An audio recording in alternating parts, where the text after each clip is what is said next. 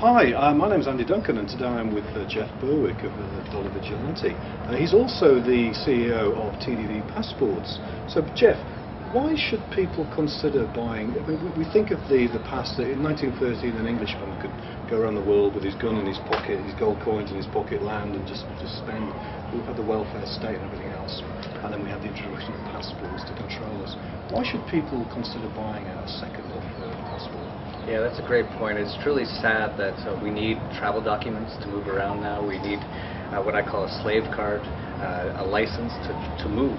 You can't imagine anything more crazy than that, but most people today actually believe that's just a natural part of life. And there was no passports before 1913, really.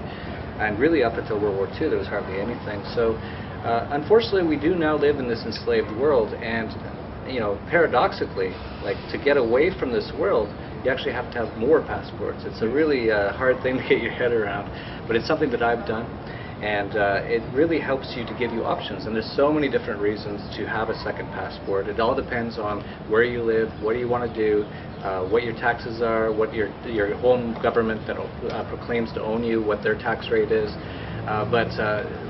Really, it's something that I really recommend, especially for Americans, especially for people in the West, because I believe as these Western nation states continue to collapse, the tax rates continue to rise. We're seeing tax rate in France right now 75%. It's getting very hard to get out from it, and they'll start to introduce capital controls. We're seeing that in Italy right now. It's very normal as these nation states collapse to do these sort of things.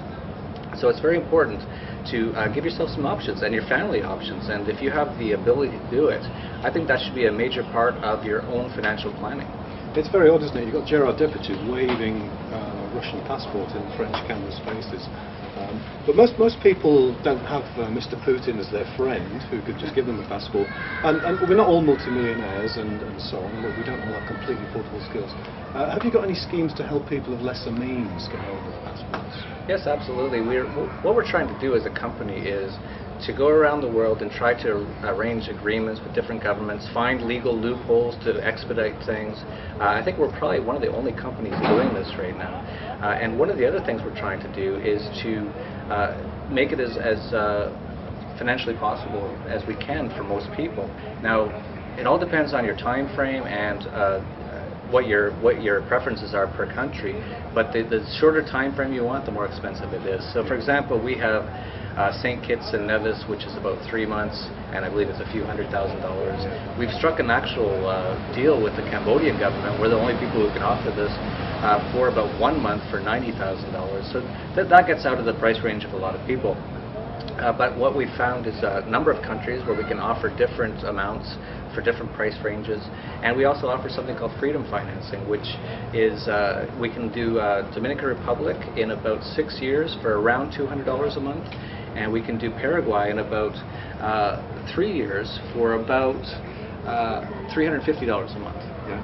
So, of all the places in the world, what kind of tax rates are we talking about? Let's say I get a Paraguayan passport. What kind of tax rate can I look forward to there? Well, disclaimer, as they always say, I can't give tax advice, but the tax rate of each country is different, and also how your own home country considers that to be taxed is also important. U.S. slaves, as I call them, citizens, subjects, they will be taxed on money no matter where they make it in the world, unless they renounce their citizenship, which Tina Turner just did last month, and we're going to see a lot more of that. And we also saw one of the founders of Facebook did that recently. If you want to, if you're from a different country, from Canada, they actually most countries won't charge you on worldwide income. So what you could do is to get a passport in another country, and then Paraguay, for example, up until a few months ago had 0% income tax rate, and they currently have a 10% tax rate, but that's only for money made inside Paraguay. So if you make no money inside Paraguay and you make it elsewhere, whether it's over the internet or as in England, where you're from, wherever, you wouldn't have to pay any tax. Same in the Dominican Republic. So it's all of this stuff isn't very easy. This is not like getting